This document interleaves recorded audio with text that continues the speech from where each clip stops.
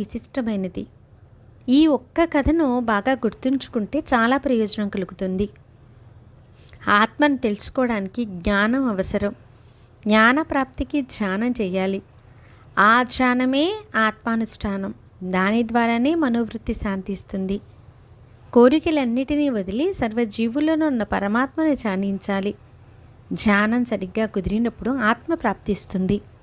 సత్యత ఆనందం నా యొక్క స్వరూపమని తెలుసుకొని నా రూపాన్ని ఎప్పుడు ధ్యానించు. ఇటువంటి ధ్యానం కుదరకపోతే నా ఈ సగుణ రూపాన్ని నఖశిఖాంతం అహర్నిశలు మనసులో అనుసంధానం చెయ్యి. ఇలా నన్ను ధ్యానిస్తే మనోవృత్తి నిశ్చలమై ధ్యానం చేయమనే త్రిపుటి తొలగిపోతుంది. ఈ త్రిపుటి పోగానే చైతన్యఘనుడైపోతాడు. ఇదే ధ్యానం యొక్క లక్ష్యం. దీని ద్వారా బ్రహ్మలో లీనమైపోతావు. తాబే